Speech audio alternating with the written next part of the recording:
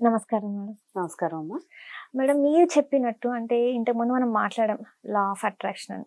And మనము ఇట్లానే ఈ ప్రకృతిని కోరుకుంటే ఆనందం, ఐశ్వర్యం, ఇంకా మంచి ఆరోగ్యం ఇది సాధ్యం పడుతుందా మనం కోరుకుంటే? ఖచ్చితంగా అవుతుందమ్మా. అంతకుముందు చెప్పినట్టుగానే మీరు ఏం కోరుకుంటున్నారు? మీకు ఆరోగ్యం బాగోలేదు. దీనికి ఒక ఎగ్జాంపుల్ లైవ్ నా పర్సనల్ ఎగ్జాంపుల్ చెప్తాను. ఒక 6 months ago మా మదర్కి సివియర్ ప్రాబ్లం వచ్చింది. అంటే ఎంత క్రిటికల్ అయిపోయిందంటే ఆమె ప్రాబ్లం ఏంటో డయాగ్నైజ్ చేయటానికి 15 days పట్టింది. ఎంఆర్ఐ చేయించాం, సిటీ చేయించాం, అన్ని రకాల టెస్టులు చేయించాం.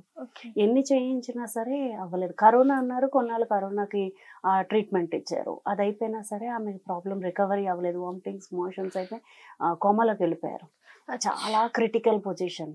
నేను దీన్ని ప్రాక్టీస్ చేశాను. ఎలా అంటే మనం నమ్మకం అనేది మా అమ్మని నేను ఒక్క 1 రోజుల్లో మా అమ్మని ఇంటికి తీసుకెళ్తాను. 1 రోజుల్లో అంటే నేను అప్పటికే 10 రోజులు 15 రోజులు డయాగ్నోస్ చేస్తూ ఉన్నా. కానీ మనం జాయిన్ అయిన రోజు నుంచి ప్రాబ్లం తెలియట్లేదు అన్నప్పటికల్లా నేను అన్న నెక్స్ట్ టైం నేను ఈ డేట్కి నేను ఉంటా. ఎందుకంటే నా బర్త్డే అన్నమాట.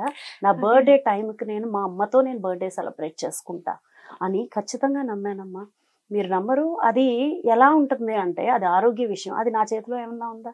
డాక్టర్స్ చేసేది, డాక్టర్స్ చేయాల్సిందే. ఓకే, అలాగే వాళ్ళు ట్రీట్మెంట్ కూడా డబ్బులు పోతే పోనీ కానీ ట్రీట్మెంట్ చేశారు. టైం టు టైం వాళ్ళు డయాగ్నోస్ చేస్తున్నారు. ఎక్కడా తెలియలేదు. మా ఇంట్లో వాళ్ళందరూ అయితే హోప్స్ వదిలేసుకున్నారు. మా డాడీ, మమ్మీ, మా చెల్లి అసలు ఇంకా లేదు. మా మమ్మీ కాన్షియస్లో లేరు, అసలు చిన్న పిల్ల అయిపోయారు అనమాట. ఈవెన్ నేనే ఉండి అన్ని దగ్గరుండి చూసుకున్నప్పుడు ప్రతి నిమిషము ఆ పెయిన్ నేను చూస్తూ ఉన్నా. బట్ నేను నమ్మాను ఖచ్చితంగా మా అమ్మతో నేను నెక్స్ట్ బర్త్డే సెలబ్రేట్ చేసుకుంటాను, మా అమ్మతో నేను హ్యాపీగా చేసుకోవాలి అని.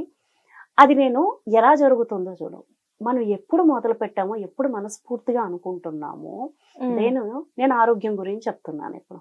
అంటే ఒక్క నిమిషం మేడం. అంటే ఇందులో మీరు కోరుకునేది అంటే ఉంది కదా, ఏదైతే మీరు బలంగా కోరుకుంటున్నారో అది దానికోసం మీరు ప్రత్యేకంగా ఈ టైం నుంచి వెళ్ళి కోరుకోవడం, అంటే ఈ టైంలో పొద్దున, సాయంత్రం, లేకపోతే ఆఫ్టర్ 6 దాటిన తర్వాత ఇలాంటివి ఏమైనా టైమింగ్స్ ఉన్నాయా మనకి? ఎస్ అమ్మా, ఎగ్జాక్ట్లీ. అయితే ఇలాంటి కండిషన్లో మనం టైమ్స్ ఫాలో అవ్వలేము హాస్పిటల్లో ఉన్న సిచ్యువేషన్లో. ఇక్కడ మనకి ఏంటంటే మన పంచేంద్రియాలు, పంచకర్మలు, కర్మేంద్రియాలు అన్నీ కలిపి ఒకే దాన్ని ఫోకస్ చేయటం ఇక్కడ ఇంపార్టెంట్ అన్నమాట. అయితే యూజువల్ గా చెప్పేది ఏంటంటే నువ్వు ఒక కోరికను కోరుకుంటే బ్రహ్మ ముహూర్తంలో, అంటే ఏంటి బ్రహ్మ ముహూర్తం? ఎర్లీ మార్నింగ్స్ లో మనకి 3:30 ఆ టైం, 4 o'clock నుంచి 5 లోపల ఆర్ 5:30 బ్రహ్మ ముహూర్తంలో నీవు కోరుకుంటే దానికి బలం ఎక్కువ ఉంటుంది అంటారు. బ్రహ్మ ముహూర్తంలో కోరుకున్నావు. అయితే ఉదయం కోరుకున్నావు అయిపోయిందా? కాదు. మరుసటి రోజు ఉదయం కోరుకుంటున్నావు అని కూడా కాదు. నీకు ఈ బ్రహ్మ ముహూర్తంలో కోరుకున్నది నీకేం కావాలి అని కోరుకోవటం, అది జరుగుతుంది అని నువ్వు యాక్షన్లో దిగుతావు. ఒక పాజిటివ్ వైబ్రేషన్ తోటి నువ్వు డేని స్టార్ట్ చేస్తున్నావు. నువ్వు నాకు అది అవుతుంది అన్న నమ్మకంతో నువ్వు డేని స్టార్ట్ చేస్తున్నావు. చేసి ఆ తర్వాత దాన్ని అలా వదిలేయకూడదు. మళ్ళీ నువ్వు ఆఫ్టర్నూన్ లంచ్ అయిపోయిన తర్వాత మన పని చేస్తూ మనం ఆఫ్టర్నూన్ మరొక్కసారి నేను ఇది కోరుకున్నాను ఉదయం. మనం చూడండి రెగ్యులర్గా అంటాం కదా, ఈరోజు ఉదయాన్నే లేసి ఎవరి మొహం చూశాను అంటుంటాం. చాలా ఎందుకు అది రోజంతా ఉంటుంది అని అంటారు కదా, మరి ఇది ఎందుకు పాటించాం? అలాగే ఉదయం మనం ఏదైతే కోరుకున్నా అది మళ్ళీ మధ్యాహ్నం ఒకసారి నేను ఈరోజు ఇది కోరుకున్నా, నాకు ఇది జరుగుతుంది అని నమ్మకంతో ఉండాలి. తర్వాత మళ్ళీ రాత్రి పడుకునే ముందు హోప్ కోసం అన్నమాట. ఉదయం మనం చేసేది ఎనర్జీ, మధ్యాహ్నం మీరు కోరుకుంటున్నది. రిపిటేషన్ ఎందుకు చేస్తున్నాము అని అంటే దాని యూనివర్స్కి మరొక్కసారి మనం చెప్తున్నాం, నివేదిస్తున్నాం. ఓకే, రాత్రి పడుకునేటప్పటికి హోప్తో పడుకుంటారు ఇది జరుగుతుంది అని చెప్పి మరొక్కసారి పడుకునే ముందు 1 గంట ముందు దీన్ని మనం అనుకోవాలి.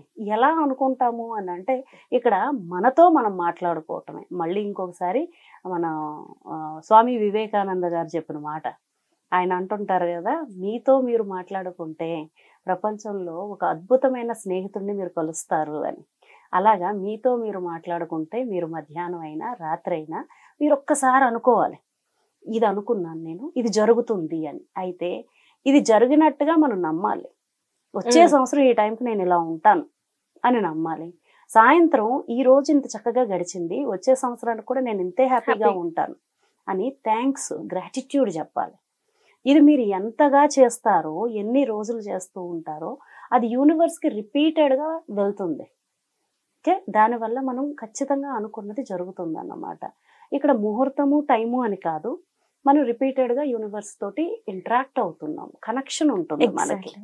ఒక్కసారి చెప్పేసి వదిలేస్తే వదిలేసినట్టే యూనివర్స్ కూడా వదిలేస్తుంది. సో ఆ యూనివర్స్ తోటి మనకు కనెక్షన్ అనేది ఉంటూ ఉండాలి. బ్రహ్మ ముహూర్తం అనేది మనకి ఎప్పటి నుంచో ఉన్నదే కదా, ఉదయాన్నే ఫ్రెష్ బ్రెయిన్ తోటి మన మైండ్ తోటి వేరే ఆలోచన లేకుండా మొదలు పెట్టడం వల్ల ఆ టైంలో కోరుకున్న కోరికలు బలంగా ఉంటాయి అని అంటాం అనమాట. ఎందుకంటే యూనివర్స్ లో కూడా అలా కోరుకునే వాళ్ళు చాలా తక్కువ మంది ఉంటారు. ఆ టైంలో మనం కోరుకుంటే యూనివర్స్ రెడీగా ఉంటుంది మనకి ఇవ్వడానికి. అండ్ ఇంకోటి ఏంటంటే ఈ బ్రహ్మ ముహూర్తం అనేది చాలా అంటే మేధావులు, ఇప్పుడు మన ఎన్టీ రామారావు, సీనియర్ ఎన్టీ రామారావు కానీ చాలా మంది ఏంటంటే ఈ బ్రహ్మ ముహూర్తంలోనే వాళ్ళు అంత పెద్ద స్టేజ్ లో ఉన్నా కూడా పొద్దున్న లేవడం, వాళ్ళ పనులు వాళ్ళు చేసుకోవడం, వాళ్ళు అంత అంటే ఒక సీఎం అవ్వాలి అని అనుకున్నారో లేదో మనకు తెలియదు, కానీ వాళ్ళ దినచర్య మాత్రం ఇలా ఉండేదని చెప్పేసి చాలా సార్లు చాలా మంది చెప్పడం అయితే జరిగింది. మోడీ ఇప్పటికి కూడా మన లైవ్, ఇంకా లైవ్ లో చెప్పాలంటే ఎగ్జాంపుల్ చెప్పాలంటే ఇంకా మోడీ గారు. సో వీళ్ళందరూ ఈ స్టేజ్ లో ఉన్నారంటే మేబీ ఇదే రీజన్ అయి ఉంటదేమో అసలు. అంతేనమ్మా, ఇక్కడ కోరుకున్న కోరిక బలమైందై ఉండాలి అంటే తెల్లవారి మనం 5 గంటలకి 4 నుంచి 5:30 లోపల లేచి మనం అనుకున్నది గనక కోరుకుంటే ఖచ్చితంగా మనం సాధించగలుగుతాం అన్నమాట. అది అప్పుడు కోరుకోకుండా దాని రిపిటేషన్ ఉండాలి. రిపిటేషన్తో మనం చేస్తూ ఉంటే గనక మనకి యూనివర్స్ ఏది కావాలన్నా కోరుకుంటుంది. ఇది ఆరోగ్యపరంగా మా అమ్మతోటి నేను మళ్ళీ బర్త్డే చేసుకున్నాను చాలా సంతోషంగా. సో నేను అనుకున్నట్టుగా మళ్ళీ ఇంటికి తీసుకెళ్ళి హ్యాపీగా నా బర్త్డే చేసుకున్నాను. అది ఆరోగ్యం అవ్వనియండి, ఐశ్వర్యం అవ్వనియండి, ఎటువంటి కోరికనైనా సరే బలంగా కోరుకోగలగాలి. సో అది కొంతమందికి డబ్బులు అవ్వచ్చు, కొంతమంది నేము ఫేమ్ అంటాం, కొంతమంది ఫేమ్ కోసం ఆలోచిస్తూ ఉంటారు, కొంతమంది నేమ్ కోసం, అలాగే కొంతమంది డబ్బుల కోసం, కొంతమంది ఆరోగ్యం కోసం.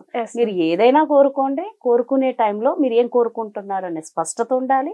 సో కోరుకునే టైంను కూడా మనం చూసుకోగలిగితే గనక అది త్వరగా మనం కోరుకున్న కోరికలు నెరవేరడానికి కారణభూతం అవుతాయి అన్నమాట. అయితే మేడం అంటే ఇందులో మాత్రం నాకు ఒక క్లారిటీ వచ్చిందంటే ఏ టైంకి ఏది చేయాలి అండ్ అది ఎలా చేస్తూ ఉండాలి రిపీటెడ్గా అండ్ ఏం కోరుకోవాలి, మనకి ఒక క్లారిటీ అయితే మీరు ఇచ్చారు. నాకే కదా ఈ ఎపిసోడ్ చూసిన చాలా మందికి క్లారిటీ అనేది వచ్చేస్తుంది. వాళ్ళకి ఏంటంటే ఓకే ఇది అసలు ప్రాసెస్, ఇది జరగాల్సింది కదా, ఎందుకు మనం ఇలా చేస్తామని చెప్పేసి ఇప్పటివరకు వాళ్ళు టైం వేస్ట్ చేసుకున్న వాళ్ళు ఈ ఎపిసోడ్ చూసి మాత్రం ఖచ్చితంగా వాళ్ళు మారుతారు. అండ్ మా కోసం ఇంత చెప్పినందుకు ధన్యవాదాలు మేడం. థ్యాంక్ యూ మా.